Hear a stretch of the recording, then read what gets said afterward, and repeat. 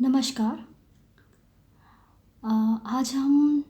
Paper 10 creating an inclusive school के unit 1 inclusive education के अंदर आपके bullet 2 inclusion in education, historical perspective of inclusion education और national institutes of different disabilities के विषय पर चर्चा करेंगे। उससे पहले हम हिस्टोरिकल पर्सपेक्टिव से जुड़ी हुई कुछ बातें जो हैं वो जान लेते हैं। भारत की आज़ादी 15 अगस्त 1947 को उसे आज़ादी प्राप्त हुई थी। उसके बाद हमने कॉन्स्टिट्यूशन ऑफ जो इंडिया है वो 26 नवंबर 1949 को अडॉप्ट किया था। देन 26 जनवरी 1950 को ये इफ़ेक्टिव हो गया था। तो अकॉर्डिंग टू आवर कॉन्स्टिट्यूशन जो हमारे आर्टिकल्स हैं वो हमें जो डिफरेंट फ्रीडम या हमें एसेस देते हैं, हम पहले उनके विषय पर चर्चा कर लेते हैं। Article 14 of our constitution states that equality before the law और equal protection of the law within the territory of India is given to the citizen of India. Then same जो इसी के साथ है, मतलब आपके जो आप समान कानून के समक्ष जो समानता है उसकी अवसर जो है भारतीयों को या जो भारतीय जो जनता है उन्हें प्रदान की जाएगी। उसके साथ ही article 15 it also states that it is fundamental right to prohibit the discrimination on the grounds of religion, race, caste, sex और प्लेस ऑफ बर्थ। किसी भी व्यक्ति के साथ किसी भी ग्राउंड पे आपकी भेदभाव की जो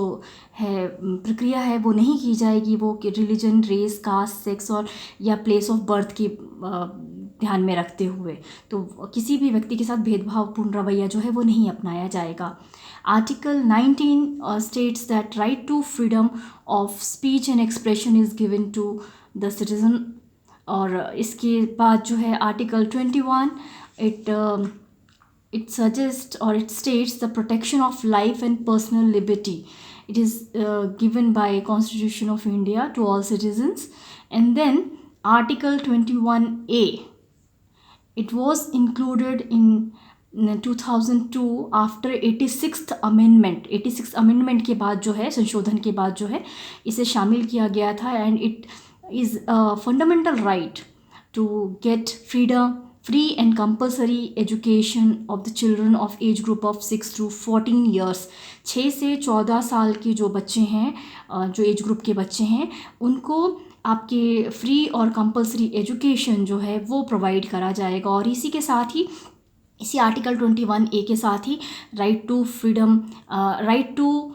gate education, free and compulsory education जो एक्ट है आपका वो भी पास किया गया था और दोनों ही इफ़ेक्ट में आए थे। Both came, RTE act and article 21A both came into the effect on 1st of April 2010. Article 45 states the state shall endeavour to provide within a period of 10 years from the commencement of this constitution for free and compulsory education for all children until they complete the age of 14 years.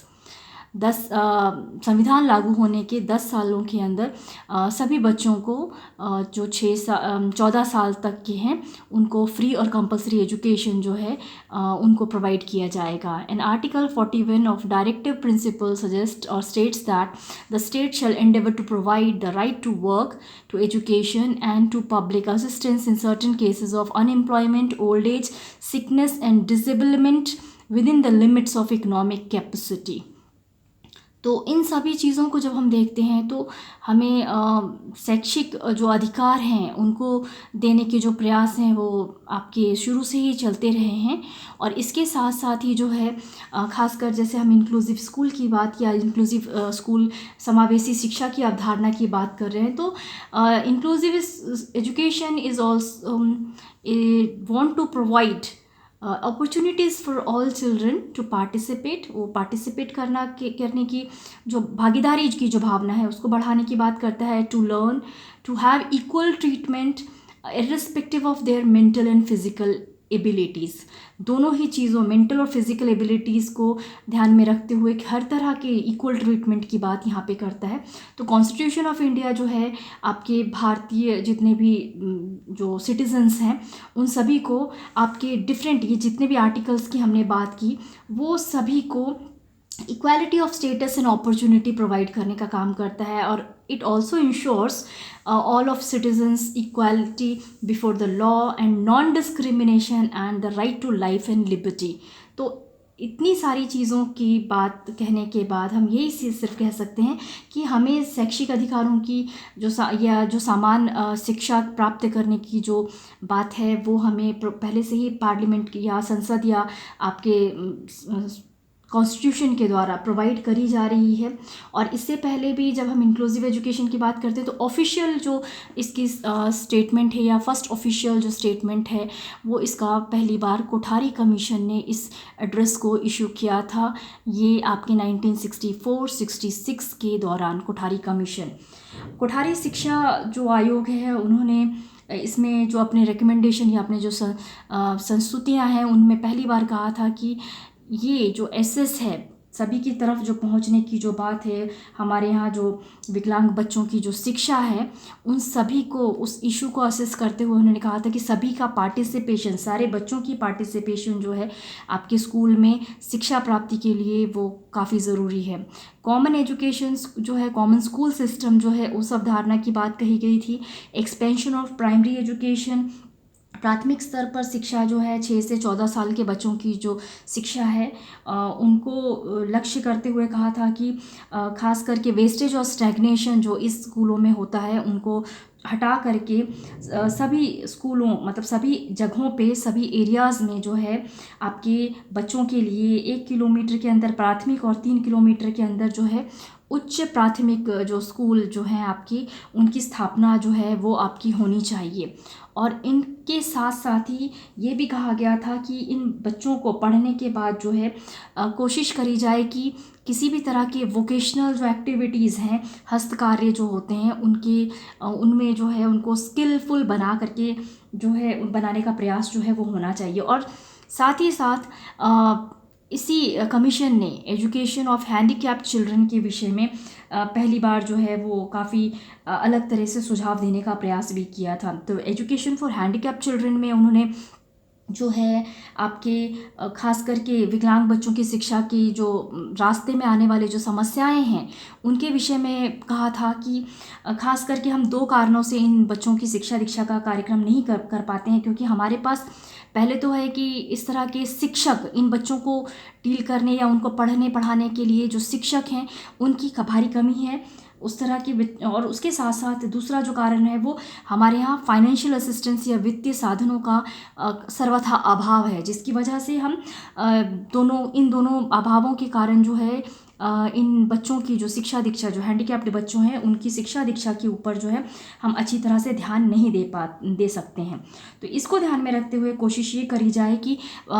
प्रत्येक जो जिला है, जो district है, जो उन सभी district में इस तरह के बच्चों को मतलब विकलांग बच्चे, चाहे वो मानसिक हो चाहे वो शारीरिक हो, दोनों ही तरह के विकलांग बच्चों के लिए उन्होंने कहा कि कम से कम हर एक ज़िले में एक जो स्कूल है उसकी स्थापना ज़रूर होनी चाहिए। और इसके साथ साथ ही उन्होंने ये भी कहा कि प्रतिभाशाली छात्र और विकलांग छात्र दोनों के लिए जो है छात्रवृत्ति की व्यवस्था जो है वो करी जानी चाहिए, ताकि उनके जो शिक्षा प्राप्त करने के अवसरों में किसी भी तरह की कोई कमी जो है वो ना आए। और पहली बार यहीं पे जो है नेशनल पॉलिसी ऑफ एजुकेशन में शामिल करने के लिए, यानी कि नेशनल एजुकेशन पॉलिसी 1968 में जो है आपके फिज़िकली और मेंटली हैंडीकैप्ड बच्चों के लिए शिक्षा की जो फैसिलिटीज़ हैं, जो सुविधाएं हैं, उनको बढ़ाने के लिए जो है आपके इन्होंने ही पहला जो सजेशन दिया था जिसको फॉलो किया गया था नेशनल एजुकेशन पॉलिसी 1968 में। National education policy 1968, national policy on education 1968 Kothari आयोग के बाद जो है ये शिक्षा की राष्ट्रीय शिक्षा नीति को आपके 1968 24 जुलाई 1968 को जो है इसको कंप्लीट करके इसकी संस्तुतियाँ जो है वो सरकार को सौंप दी गई थी। सरकार ने इसकी विधिवत घोषणा की थी। तो इसमें जो है आपके जैसे देख रहे हैं आप, क्वालिटेटिव इम्प्रूवमेंट इन एजुकेशन, शिक्षा के स्तर में सुधार लाने के साथ साथ उसमें क्वालिटेटिव इम्प्रूवमेंट, गुणात्मक जो विकास है या वृद्धि है या सुधार है, वैसे कार्यक्रमों के लाए जाने की बात जो है वो कही गई। और इसके साथ साथ ही इसकी रूपरेखा बना के तैयार करने के साथ साथ ही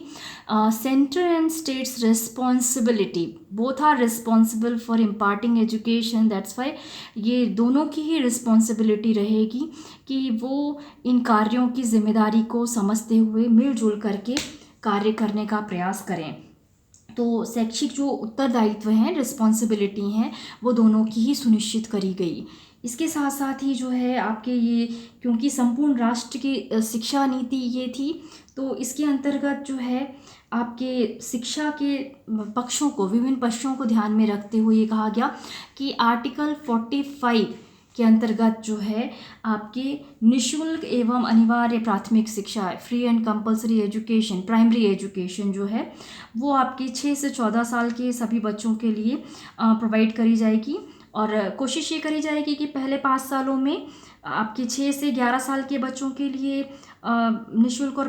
अनिवार्य शिक्षा यानी कि फ्री एंड कंपलसरी एजुकेशन हो, और उसके बाद के अगले साल में 11 से 14 साल के बच्चों की जो शिक्षा है, उच्च प्राथमिक जो शिक्षा है, वो भी जो है फ्री एंड कंपलसरी कर दी जाएगी। तो जितना जल्दी हो सके इसको कंप्लीट करने की जो है वो बात कही गई थी। वेस्टेज एंड स्टेग्नेशन फिर से एक बहुत प्रमुख मुद्दा था कि वेस्टेज और स्टेग्नेशन, अपव्यय और अवरोध जो है दोनों को रोकने का कार्य होना चाहिए। इसके साथ साथ ही जो स्पेशल स्कूल्स हैं आपके एजुकेशनल अपॉर्चुनिटी प्रोवाइड करने के लिए, खास करके जब एजुकेशनल फैसिलिटीज़ हम फिज़िकली और मेंटली हैंडीकैप चिल्ड्रन के लिए बढ़ाने की बात करते हैं, तो सभी बच्चों के साथ साथ इन्हें भी शिक्षा प्राप्त करने के समान अवसर जो हैं वो मिलने चाहिए। और इसमें एजुकेशनल जो सुविधाएं हैं उनको प्राप्त करने के लिए जो है आपके स्पेशल स्कूल्स, इन बच्चों के लिए स्पेशल स्कूल्स की जो अवधारणा है उसको कार्य रूप में लाया जाए। उसके साथ साथ ही आपके जो वोकेशनल ट्रेनिंग है डिसेबल्ड बच्चों के लिए, वोकेशनल ट्रेनिंग की जो व्यवस्था है वो पूरी तरह से करी जाए। इन बच्चों को डील करने के लिए जो है, क्योंकि इन बच्चों के लिए अलग तरह के शिक्षकों, जैसे हमने कोठारी कमीशन में बात की थी कि कोठारी कमीशन ने शिक्षकों की भारी कमी पे ध्यान दिलाते हुए कहा था कि स्पेशल बच्चों से डील करने वाले या उनको संभालने वाले जो बच्चे हैं, टीचर्स हैं, उनकी भारी कमी है भारत में। तो इस चीज़ को ध्यान में रखते हुए यहाँ पे नेशनल एजुकेशन पॉलिसी 1968 में कहा गया कि टीचर्स ट्रेनिंग प्रोग्राम जो है उसको रीओरिएंट किया जाए, ताकि टीचर्स जो हैं प्राइमरी क्लासेस में स्पेशल डिफ़िकल्टीज़ वाले जो बच्चे हैं, जो विशिष्ट आवश्यकता वाले जो बच्चे हैं, उनकी समस्याओं को समझ सकें, उनको किस तरह से संभालना है, उनकी समस्याओं को कैसे समझना है, और डिफरेंट जो टीचिंग एक्टिविटीज़ हैं वो किस तरह से प्लान करनी है, उन सारी अवधारणाओं को ध्यान में रखते हुए शिक्षक की जो ट्रेनिंग प्रोग्राम्स हैं उनका पुनर्गठन करना जो है वो आवश्यक हो जाता है। और इसके साथ साथ ही जो इनकरेजमेंट है आपका वॉलेंटरली एफर्ट होना चाहिए कि डिसेबल्ड बच्चों के लिए जो शिक्षा है उसको हर एक तरह से जो है एनकरेजमेंट जो है वो प्रोवाइड किया जा सके। तो जो ये शिक्षा नीति थी 1968 की थी, उसने शैक्षिक अवसरों की समानता पे भी जैसे बल दिया, तो समान विद्यालय प्रणाली जो है आपकी कॉमन स्कूलिंग सिस्टम जो है उसको भी अपनाया जाए। और शिक्षा की प्राप्ति के लिए जो है जो भी एक ऐसी स्थिति है जहाँ पे हम असंतुलन वाली स्थिति में जा रहे हैं, वो चाहे वो रीजनल इम्बैलेंसेस हो, चाहे किसी भी पिछड़े क्षेत्र की बात करते हैं, तो हर एक क्षेत्र को ध्यान में रखते हुए, चाहे वो पिछड़ी अनुसूचित जाति SC ST के बच्चे हों, अल्पसंख्यक वर्ग से के बच्चे हों, और ख़ास करके मानसिक और शारीरिक रूप से जो पिछड़े हुए बच्चे हैं उन सभी को ध्यान में रखते हुए उनके लिए स्कूल की अलग से स्थापना की जाए। और ख़ास करके इन सभी बच्चों को माध्यमिक और उच्च शिक्षा के क्षेत्र में जितने भी ये बच्चे हैं, चाहे वो सोशियो इकोनॉमिक लेवल पे भी कहीं ना कहीं पिछड़े हुए हैं अगर, तो उन सभी को निःशुल्क free and compulsory education provide की जाए। उनकी जो शिक्षा दीक्षा है वो शुल्क मुक्त कर दी जाए। उनके लिए स्कॉलरशिप की जो व्यवस्था है वो करी जा सके, ताकि इन बच्चों की शिक्षा दीक्षा में किसी भी तरह की परेशानी का सामना ना करना पड़े। और क्योंकि हम अभी नई नई शिक्षा नीति की शुरुआत कर रहे थे, तो ये सबसे पहले ध्यान दिया गया कि क्योंकि हम एक प्रजातांत्रिक राष्ट्र में, और हमारे आर्टिकल्स में भी ये कहा गया है कि सभी व्यक्ति जो हैं या सभी बच्चे जो हैं उनको बिना किसी भेदभाव के, यानी कि बिना किसी भेदभाव के लिंग, जाति, धर्म, स्थान या किसी भी जगह जहां उन्होंने जन्म लिया हो उसके आधार पे बिना किसी तरह के भेदभाव किए हुए जो है शिक्षा के समान अवसर को प्रदान किया जाना चाहिए। ये हमारे संविधान में पहले से ही प्रोवाइड किया गया है। तो इन सभी चीज़ों को ध्यान में रखते हुए 1968 की पॉलिसी ने भी आपके जो है शिक्षा को आगे बढ़ाने के प्रयास में एक कदम उठाया था। धन्यवाद।